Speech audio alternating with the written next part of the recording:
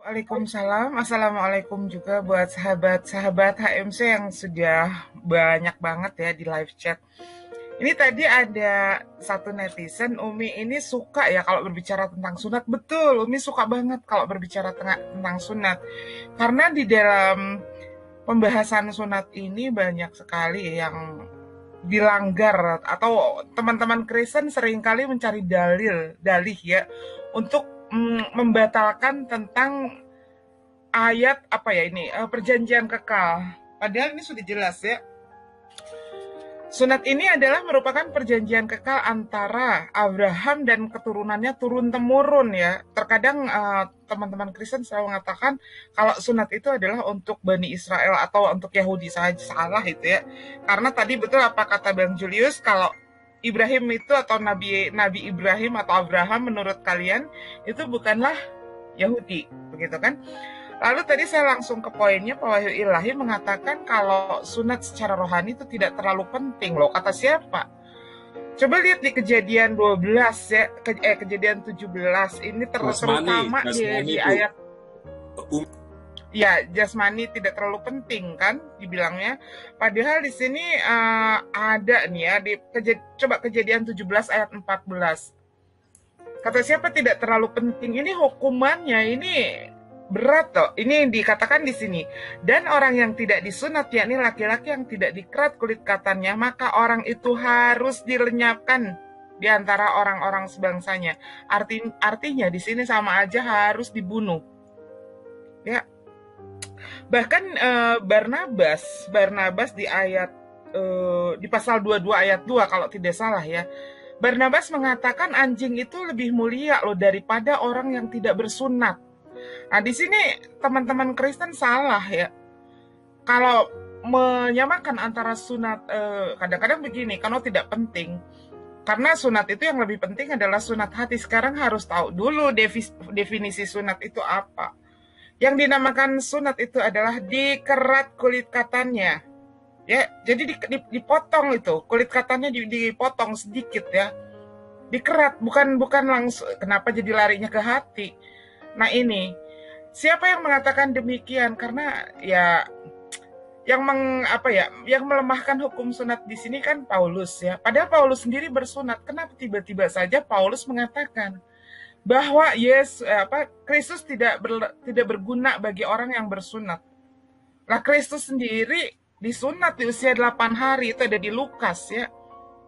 Yesus kan di Lukas pasal 2 ayat 21 sampai 22 itu di sana dikatakan di usia 8 hari dan ketika genap 8 hari dan ia harus disunatkan, ia diberi nama Yesus, yaitu nama yang disebut oleh malaikat sebelum ia dikandung oleh ibunya. Jadi Yesus sendiri disunat. Lalu kenapa Paulus ujuk-ujuk dia datang yang ngaku-ngaku sebagai rasul, padahal tidak pernah Yesus menjadikan Paulus itu sebagai rasul, sebagai murid.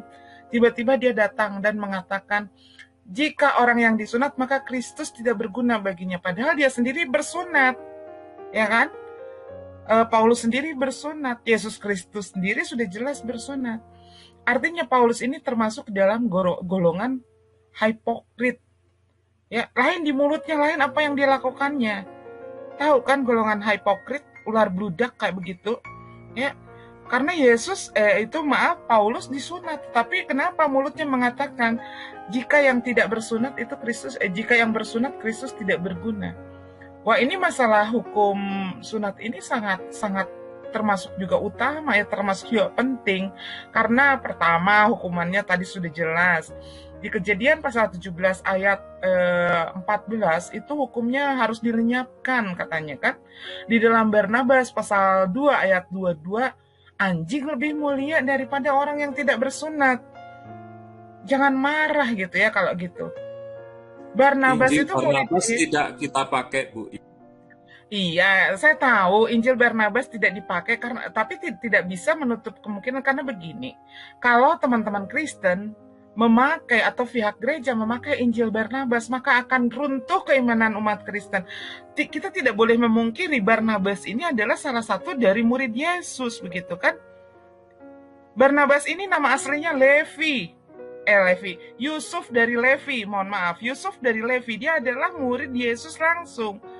Kenapa umat Kristen tidak menggunakan Injil Barnabas? Karena kalau seperti halnya kenapa teman-teman Kristen tidak menerima Injil Filipus. Padahal Filipus sendiri langsung murid Yesus. Karena kedua Injil ini, Injil Barnabas dan Injil Filipus, kalau diterima oleh pihak gereja, itu maka akan runtuh keimanan teman-teman Kristen. Karena kenapa? Umi akan jelaskan. Di dalam Injil Barnabas itu ada nubuatan Nabi Muhammad. Di dalam Injil Barnabas ada bercerita tentang sunat. Kemudian kenapa di dalam Filipus itu tidak diterima? Karena di dalam Injil Filipus diceritakan tentang pernikahan Yesus, begitu kan? Bahkan datanya sangat rinci dari mulai hari, tanggal, bulan, tahun sampai jamnya tercatat di sana, termasuk juga saksi-saksinya.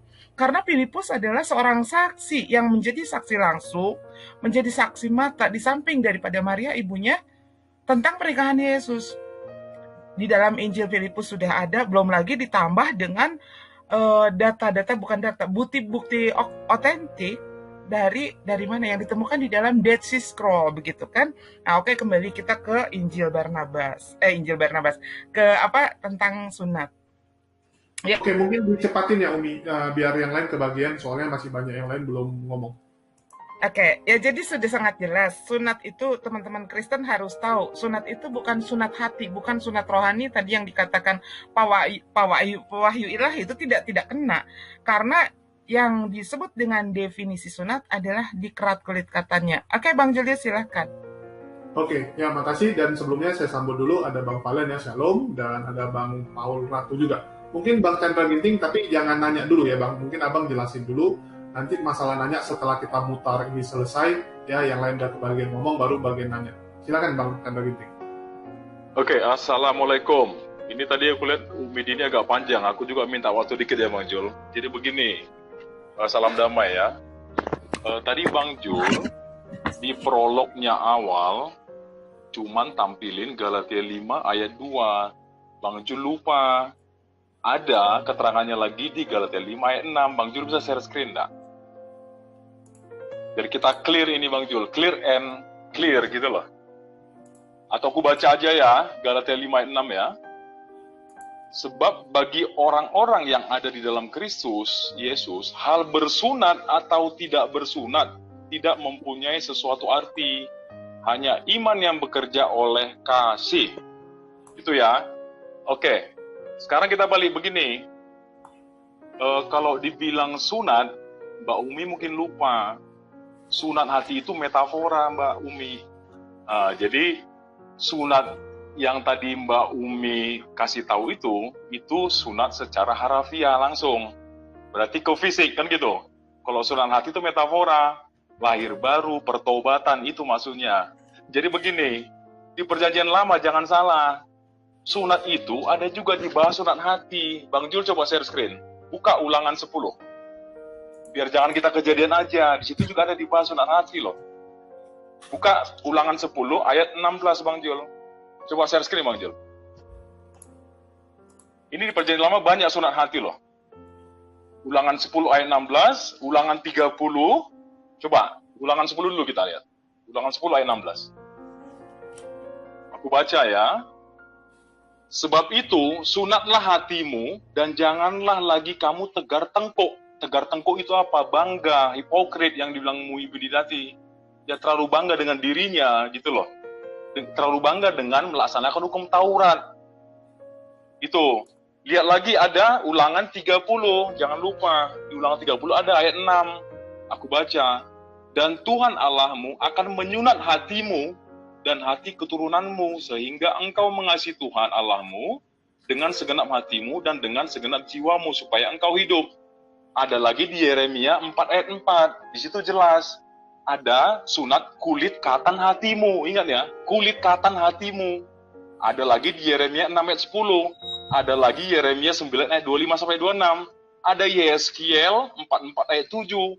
Ada Yeskiel 44 ayat 9. Kalau Yeskiel 44 ayat 9 dia bilang sunat hati dan daging. Nah, itu komplit tuh. Ya, di Roma di perjanjian baru ya. Itu ada di Roma juga, Roma 2 ayat 25, Roma 2 ayat 28 sampai 29, Kolose 2 ayat 11. Ya, ini aku baca yang Kolose 2 ayat 11 ya, agak penting ini. Dalam Dia kamu telah disunat, bukan dengan sunat yang dilakukan oleh manusia, tetapi dengan sunat Kristus yang terdiri dari penanggalan akan tubuh yang berdosa.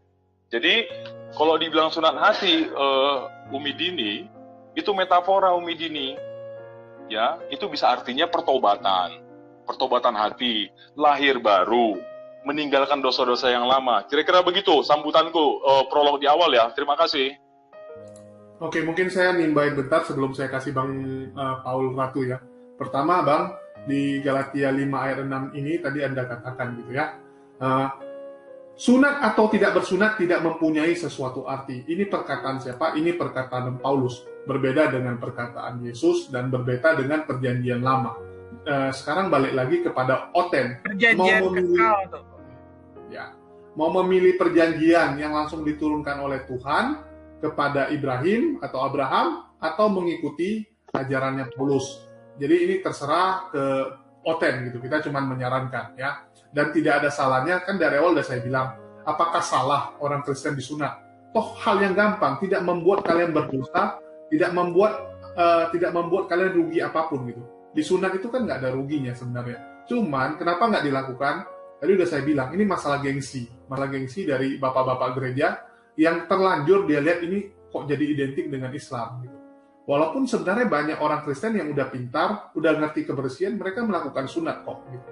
Ya, mereka melakukan sunat. Terus masalah sunat hati. Apakah Muslim nggak sunat hati? Muslim sunat hati gitu. Apa yang kita lakukan? Kita melakukan puasa. Saat puasa itu yang kita sunat itu adalah nafsu kita. Ya, kita disuruh menekan, memotong nafsu kita.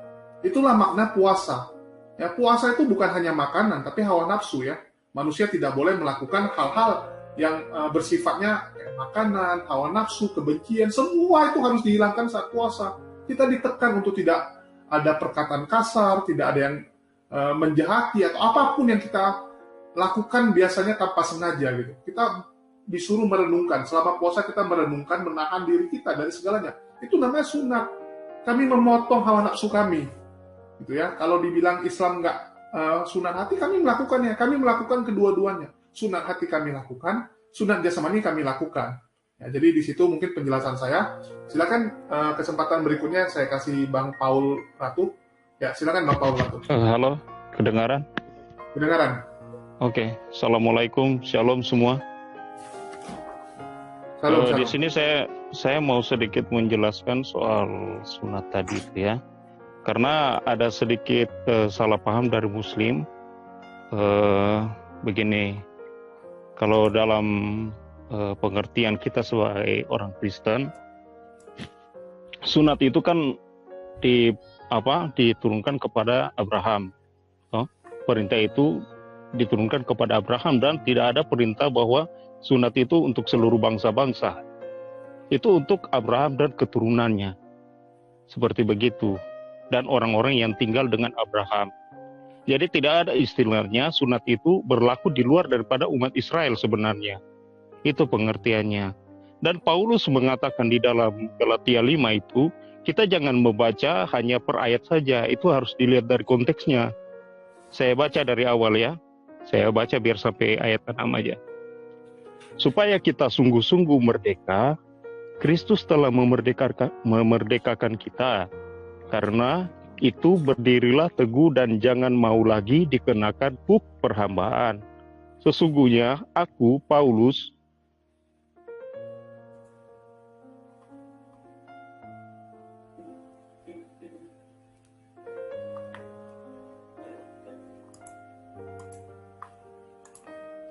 Halo, hilang? Halo? Halo Bang Paul Ratu?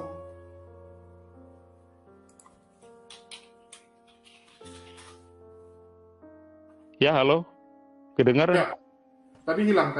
Silakan lanjut. Oh iya, sorry. Baca lagi. Ya oke. Kedengaran? Udah. Oke. Saya baca dari awal lagi ya. Supaya kita sungguh-sungguh merdeka, Kristus telah memerdekakan kita. Karena itu berdirilah teguh dan jangan mau lagi dikenakan kup perhambaan. Sesungguhnya aku, Paulus, berkata kepadamu, jikalau kamu menyunatkan dirimu, Kristus sama sekali tidak akan berguna bagimu. Sekali lagi aku katakan kepada setiap orang yang menyunatkan dirinya, bahwa ia wajib melakukan seluruh hukum Taurat. Kamu lepas dari Kristus jikalau kamu mengharapkan kebenaran oleh hukum Taurat. Kamu hidup di luar kasih karunia. Sebab oleh roh dan karena iman, kita menantikan kebenaran yang kita harapkan. Sebab bagi orang-orang yang ada di dalam Kristus Yesus, hal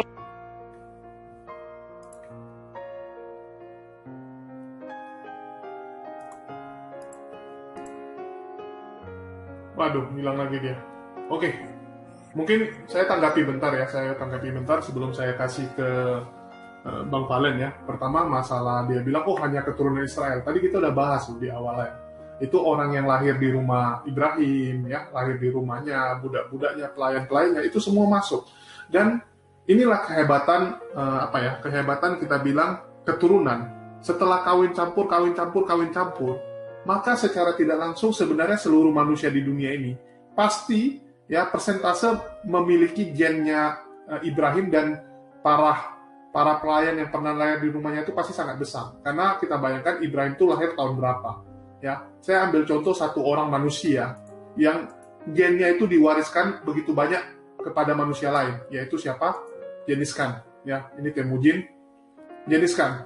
Hasil penelitian Genghis Khan memiliki 16 juta keturunan laki-laki di seluruh dunia. Bayangkan gitu ya. Dikatakan 8% pria yang tinggal di wilayah bekas kerajaan Mongolia memiliki kromosom Y terkait dengan garis kerajaan itu ya. Jadi ada 8% pria yang tinggal di wilayah bekas kerajaan Mongolia, dan wilayah kerajaan Mongolia itu kita tahu wilayahnya ya. Wilayahnya itu hampir semua ya, semua Asia Tengah, ya, Asia Timur sampai sebagian Eropa. Yerusalem sekarang, Iran, Irak, itu Timur Tengah semua gitu kan. Sampai ke Rusia, itu wilayahnya Genghis Khan dulu.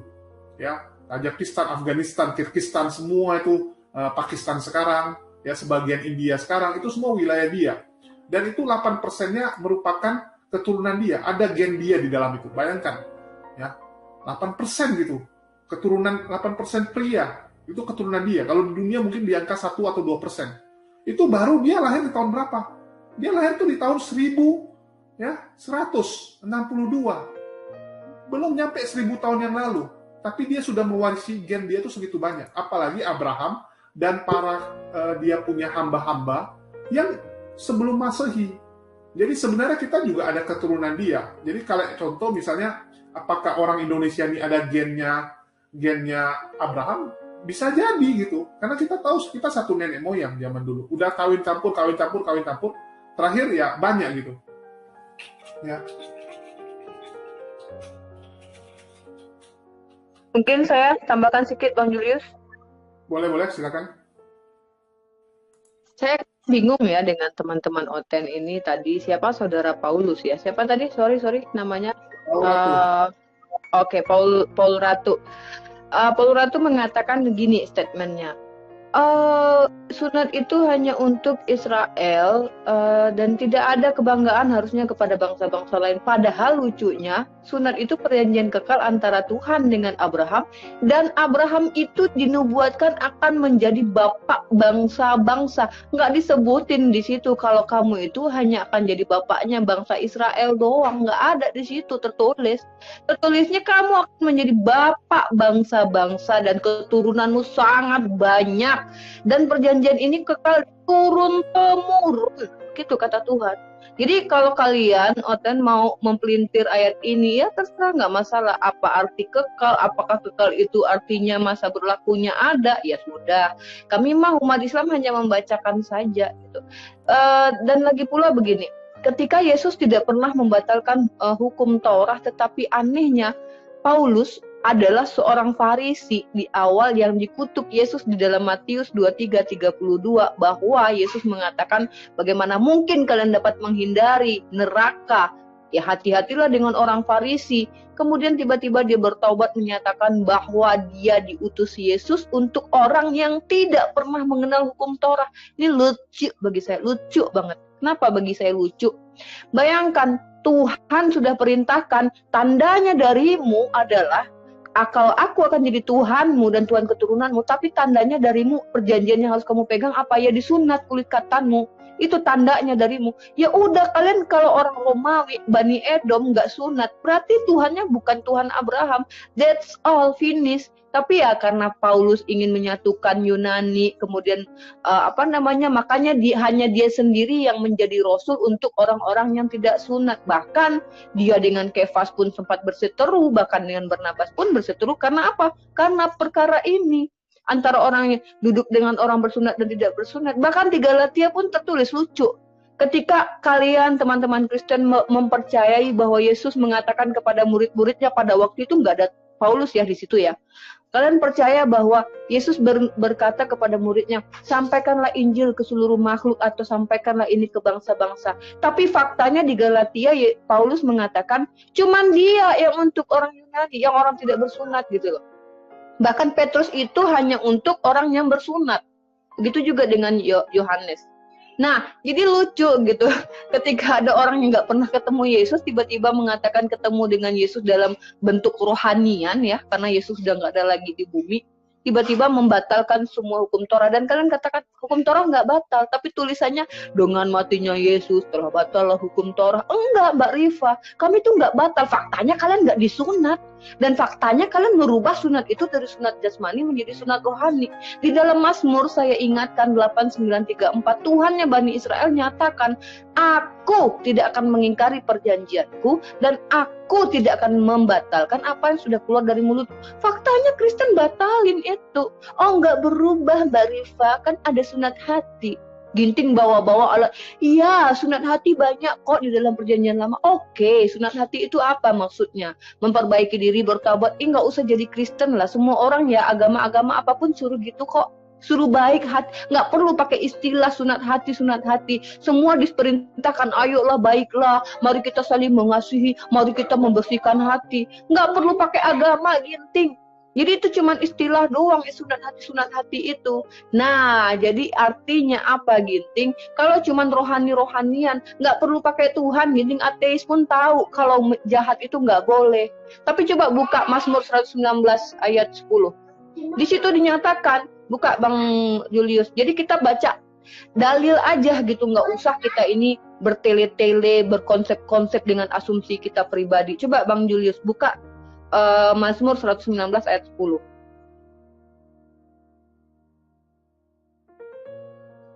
Bisa Bang Julius? Mazmur berapa? 119 ayat 10.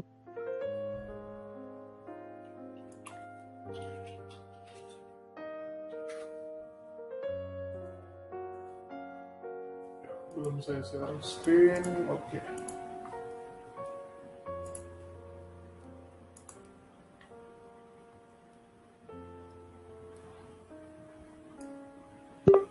Bisa dibacain nggak itu? Dengan segenap hatiku aku mencari engkau, janganlah biarkan aku menyimpang dari perintah-perintahmu. Nah, di atasnya yang 9. Dengan apakah seorang muda mempertahankan kelakuannya bersih, dengan menjaganya sesuai dengan firman-Mu. Nah, stop di situ.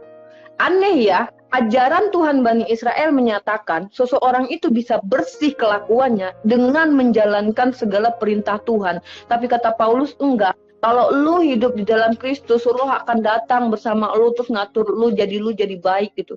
Dan ini nggak bisa dibuktikan secara secara faktual, nggak bisa loh. Karena tidak ada satupun umat Kristen yang mampu jamin ketika dia percaya Yesus kata dia langsung berubah jadi malaikat. Nggak ada tuh, walaupun mereka mengatakan mereka dipimpin Roh Kudus. Nggak ada satupun. Coba cari di dunia ini Kristen mana yang setelah menjadi pengikut Kristus itu langsung dia berubah jadi malaikat, nggak pernah baik lagi. Coba tunjukin kepada saya.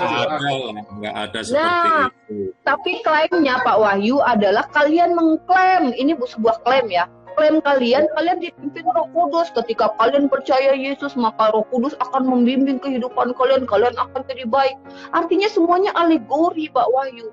Tapi ingat di dalam Mazmur 119 ayat 9, Tuhannya Bani Israel itu katakan, kalau kalian mau jadi baik itu ikuti perintah Tuhan. Makanya Yesus berkata, tidak semua yang memanggil aku Tuhan, Tuhan masuk kerajaan surga, tapi yang mengikuti kehendak Bapakku. Apa yang umat Islam lakukan?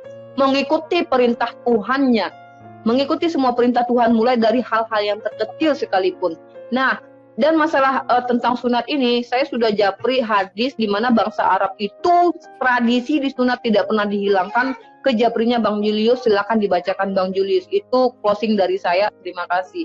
Bacakan bahwa itu adalah dalil yang sangat jelas, sahih, bahwa bangsa Arab itu mengikuti aturan sunat ini. Maka terpenuhilah nubuatan, barang siapa yang bersunat maka aku akan menjadi Tuhan. Tandanya apa darimu? Sunatlah kulikatanmu. Coba baca Bang Yus, saya sudah japri tadi ayatnya. Dalilnya sangat panjang itu hadis itu tentang perjalanan sahabat Rasulullah bertemu dengan Heraklius. Silakan dibaca Bang Julius. Terima kasih. Oke, mungkin bentar lagi nanti baru saya kasih ya, soalnya Siap. biar yang lain kebagian dulu. Di sini ada Bang Palen yang mau menyampaikan dan Bang Paul Ratu udah muncul kembali. Silakan Bang Palen dulu ya. Ya, oke. Selamat malam ya semuanya partisipan yang ada di ruang StreamYard-nya Pak Pendeta HMC dan juga para netizen yang ada di bawah. Ya, saya berdoa kiranya semuanya Tuhannya Yesus memberkati ya.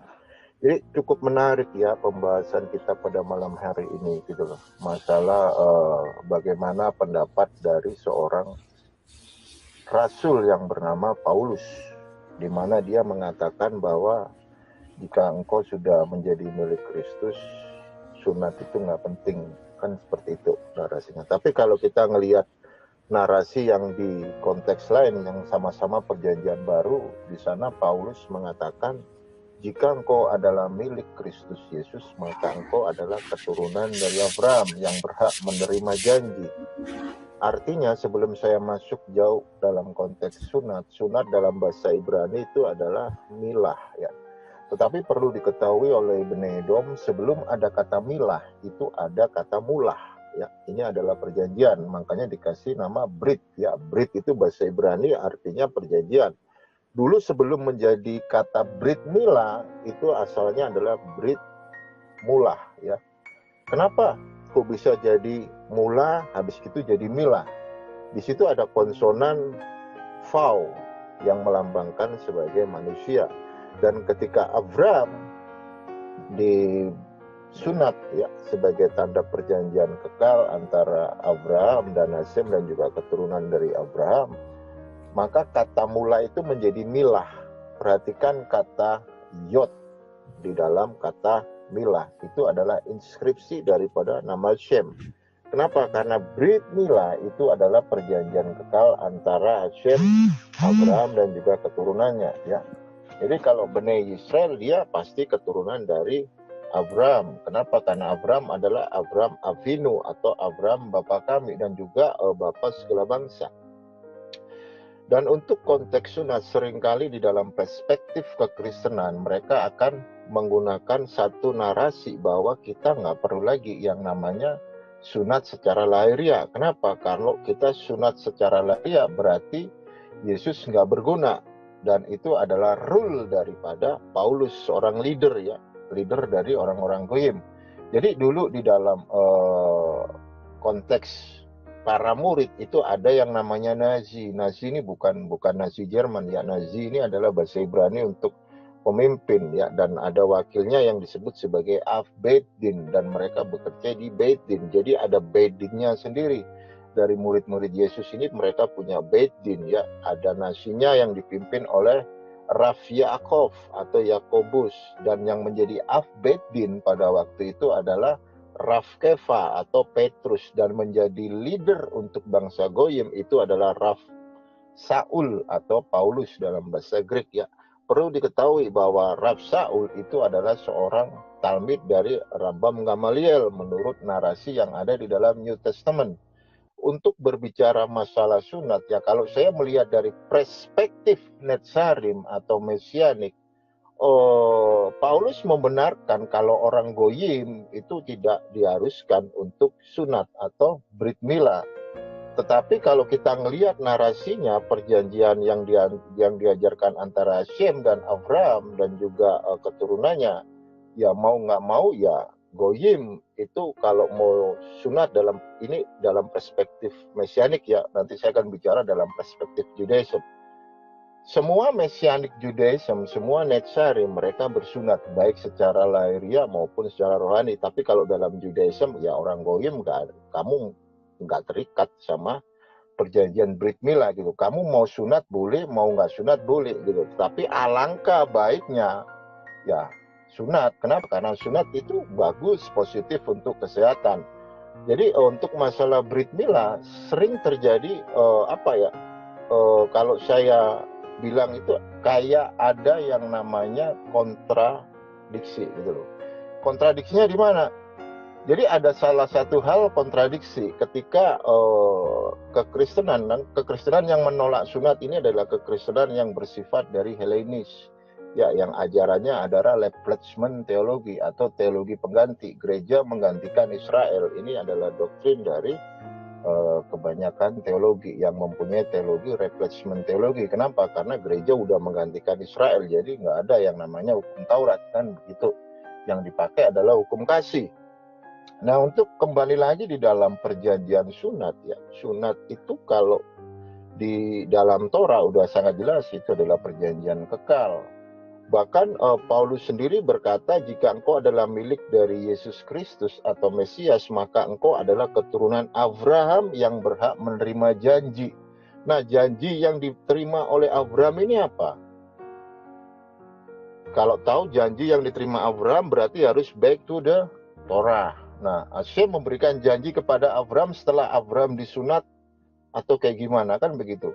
Nah, kebanyakan dari perspektif kekristenan dia cuma mau menang enaknya. Kita terima janji aja. Kita ngapain disunat? Kita bukan keturunan Abraham secara lahiriah, tetapi kita keturunan Abraham secara rohani. Ini perspektif dari kekristenan.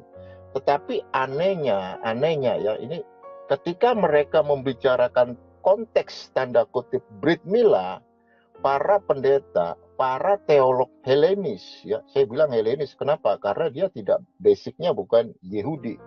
Ya, kita tahu narasi yang ada di dalam PB, tokoh sentralnya itu adalah Yesus, seorang Yahudi. Tetapi teolog-teolog Helenis ini memakai pola pikir konsep yang namanya Helenis. Semacam kayak tadi yang gue bilang, ya, replacement teologi, Lutheran, ya. Kan kenapa? Kan Protestan itu kan lahir dari Martin Luther, ya. Jadi ketika brit milah ini dikatakan oleh pihak kekristenan bahwa kita sunat secara rohani dan nggak perlu lagi lahiriah, ya. Kenapa? Karena kita bukan keturunan Abraham secara lahiriah, melainkan kita keturunan Abraham secara rohani dan kita berhak menerima janji. Ya, janjinya ya terima aja janji yang rohani, ya, jangan janji-janji yang lahiriah. Kenapa? Karena janji-janji yang literal itu udah disiapkan kepada keturunan Abraham, ya, yang udah diberi sama Shem.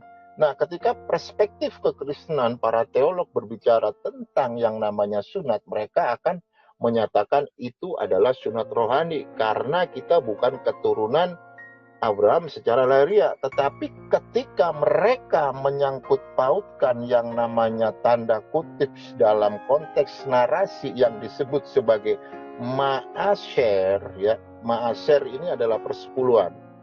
Nah, di sini ada suatu tabrakan gitu. Jika teolog-teolog Kristen Helenis berkata kita tidak perlu sunat secara lahiriah, tetapi ketika mereka melakukan ritual persepuluhan, kenapa mereka nggak bilang kita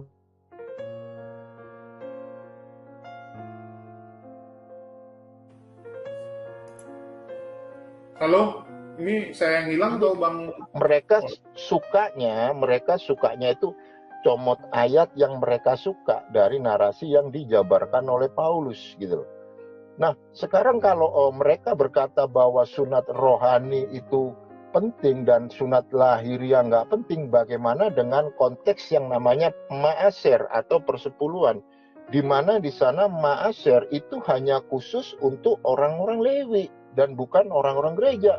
Ya, kemarin saya sempat mereaction bagaimana pendapat pendeta Ezra Soru dengan menyatakan bahwa persepuluhan itu bisa dilakukan oleh gereja dan gereja bisa mengurus hasil dari persepuluhan. Masalahnya, premisnya, silogismenya gini ya.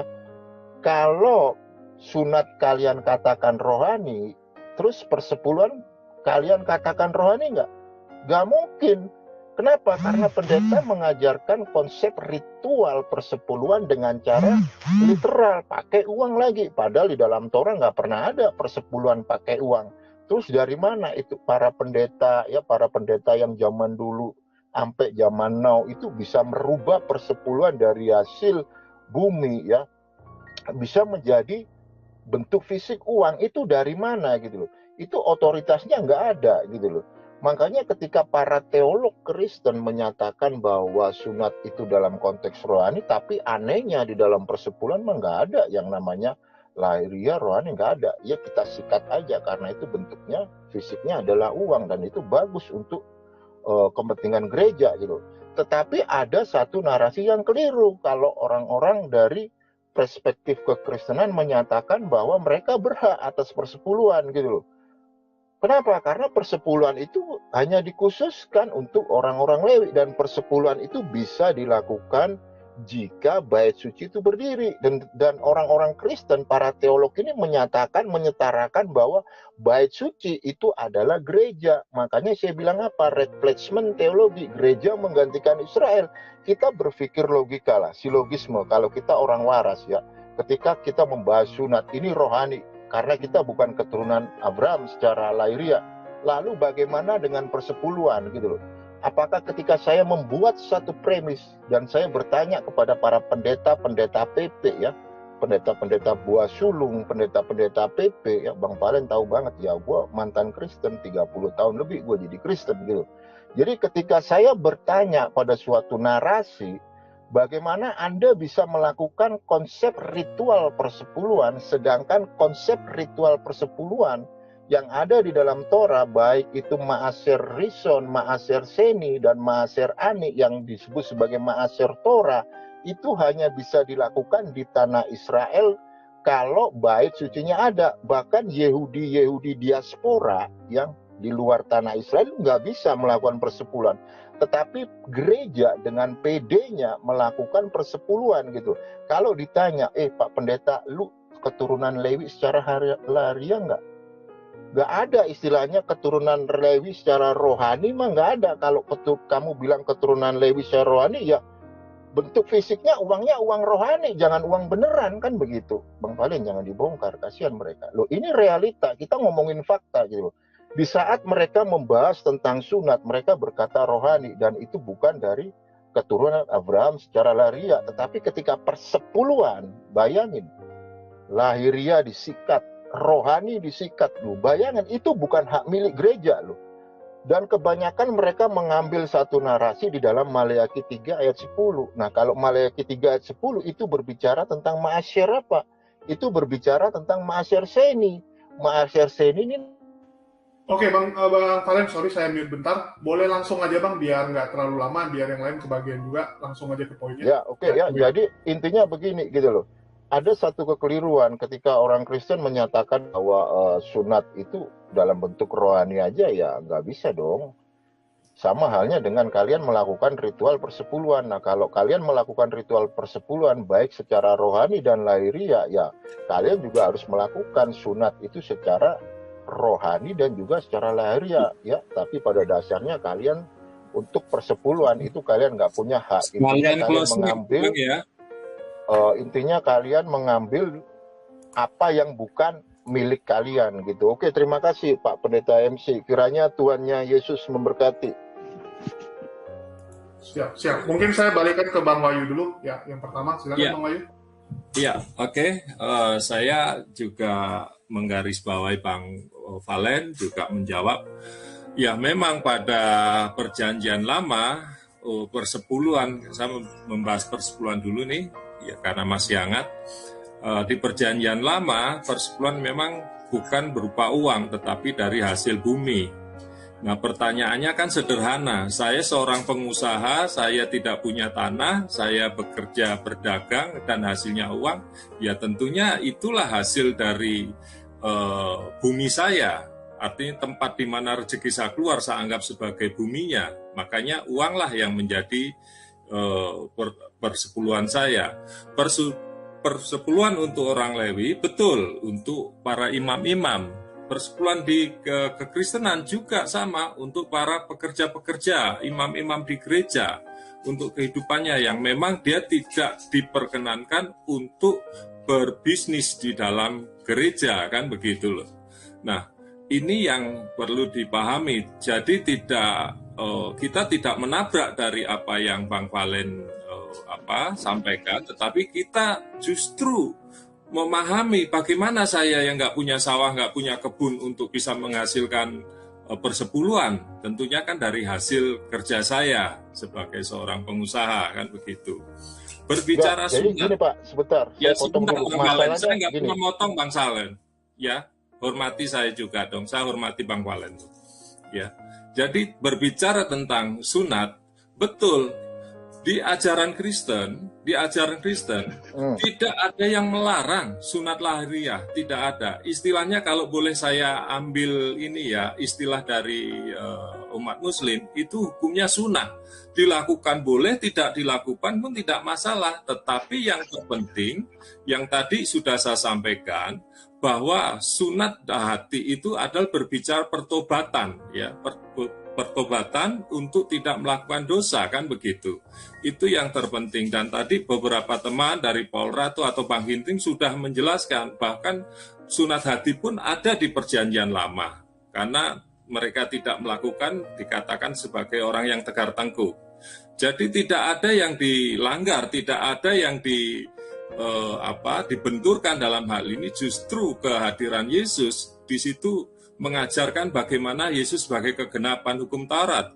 Paulus sendiri juga tidak mengambil alih, ya. Justru Paulus mengatakan bahwa Injil adalah kekuatan Allah, ya, bukan dari pendapatnya dia, tetapi dia mengatakan apa yang disampaikan, apa yang diajarkan itu bersumber dari Injil.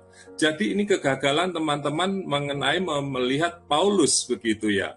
Dan tentang apa yang dikatakan Paulus tentang pengorbanan Kristus sia-sia, ya kalau dibaca cuma sepotong-potong maknanya akan berbeda. Tetapi kalau dibaca keseluruhan jelas sekali kalau sunat lahiriah itu menyelamatkan, maka sia-sialah pengorbanan Kristus, kan begitu. Jadi harus secara utuh kita membaca dalam hal ini baik perjanjian lama, perjanjian baru, ataupun surat-surat yang ditulis Paulus. Itu cara pemahaman secara komprehensif, sehingga kita mendapat pemahaman yang utuh. Demikian Bang Julius, dan mohon maaf saya harus pamit karena di sini sudah malam, besok saya ada kegiatan. Jangan pamit dulu, Pak. Jangan pamit dulu. Tambahin dikit, Bang Jul. Tunggu Pak Wahyu, Ilahi, bentar. Enggak bentar. Jangan pamit dulu ya. Jadi begini loh. Aku tambahin dikit, Bang Jul. Dialog. Tunggu. Jangan saling nambah-nambahin, biar kalau memang Pak Wahyu memang udah mau tidur, kita juga nggak bisa larang ya. Dan kasihan juga Pak Wahyu karena dia udah berusia ya. Udah ada usia dan dia juga mau ngurus anaknya. Ya karena dia di Bali lebih cepat 1 jam ya. Udah jam lumayan malam dan dia baru siap mancing gitu. Agak capek mungkin. Ya. Oke. Izin terakhir aja. Bang Aku Julius tambahin tambahin enggak? Besok ada trip mancing soalnya Bang Jul, tahu aja loh. Iya. Enggak. Jadi Bang ya, Julius, bentar nambahin Iya, ya, bentar ya Bang Julius ya. Mana ini Ginting mana? Aku baru mau komentarin Ginting nih. nanti Ya, dia ayat-ayat. dia di bawah ya. Ini Bang Wahyu udah cabut. Tunggu dulu. Ini siapa dulu mau ngomong biar jelas ya. Saya terakhir aja Umi, bentar saya mau live, soalnya ini anak juga udah rewel. Tadi saya mau menjawab Pak Wahyu aja sebenarnya. Pak Wahyu bilang Paulus itu tidak pernah berpendapat sendiri, dia menyampaikan Injil. Coba buka 1 Korintus 4:9, itu aja sih jawaban buat Pak Wahyu. Mudah-mudahan Pak Wahyu menyaksikan ini. Habis itu saya mau live juga, terima kasih udah diundang bergabung. 1 Korintus 4:9. Tunggu loh. Ini 1 Korintus 4:9 maksudnya? 1 Korintus pasal 4 ayat 9. Oke. Bingung juga ada Pak.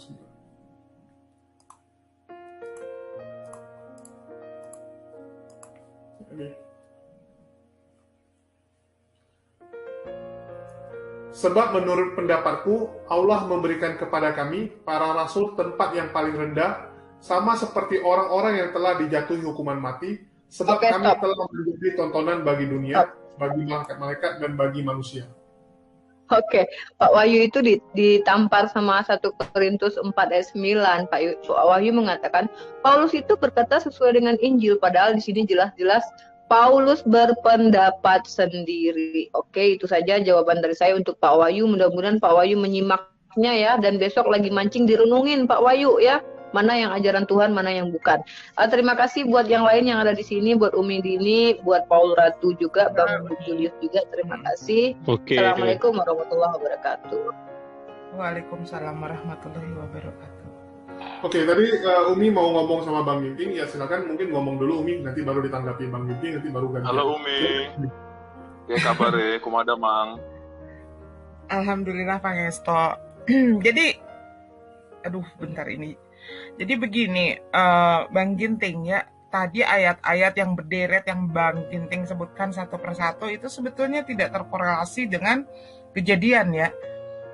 Karena tadi yang Bang Ginting sebutkan ayat-ayat itu adalah sifatnya alegoris. Sementara di kejadian ini, sekarang ini kalau menurut Umi begini ya, ini kejadian pasal 17 ayat 9 ini sudah sangat jelas, ini nggak bisa diotak-atik lagi. Lagi firman Allah kepada Abraham,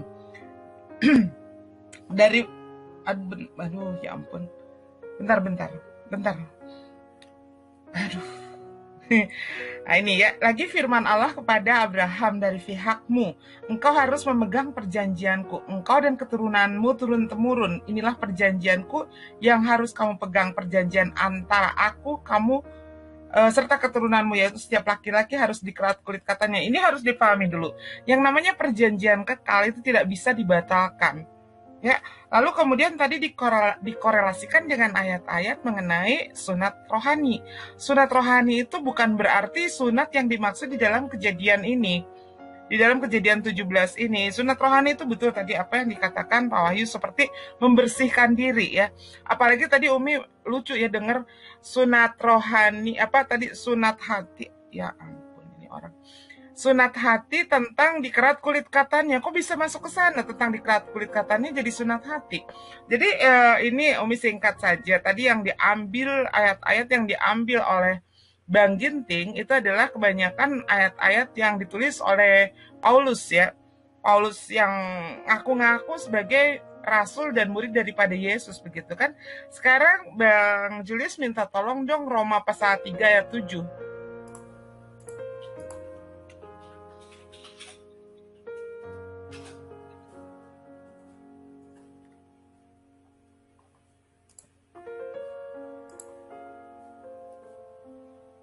Ya, saya bacakan aja. Tetapi jika kebenaran Allah oleh dustaku semakin melimpah bagi kemuliaannya, mengapa aku masih dihakimi lagi sebagai orang berdosa? Nah, jadi kan ayat-ayat Paulus itu adalah ayat-ayat ini ya, ayat-ayat kebohongan ya. Dengan dalil untuk kemuliaan Tuhan begitu ya. Jadi Paulus ini orang yang menjual Tuhan dengan kebohongannya. Jadi ya mohon maaf, pertama ini heran yang menjadi heran buat Umi. Kenapa ayat-ayat yang ditulis langsung oleh tangan-tangan murid Yesus seperti Barnabas dan Filipus itu ditolak oleh pihak gereja, sementara ayat dari manusia yang nggak jelas seperti Paulus sepertinya mereka sangat mengagungkan. Jadi pertanyaannya sebetulnya umat Kristen ini pengikut Yesuskah atau pengikut Paulus? Karena di dalam nyanyian gereja yang tadi dinyanyikan oleh Bang Valen, aku ingin sepertimu Yesus, begitu kan? Yesus saja dikerat kulit katanya, kenapa kalian umat Kristen tidak? Bagaimana bisa kalian menjadi seperti Yesus? Itu aja Bang Julius. Bang Julius saya pamit dulu ya, ini... Loh, bentar dulu dong Umi. Oh iya, silakan. Iya, bentar.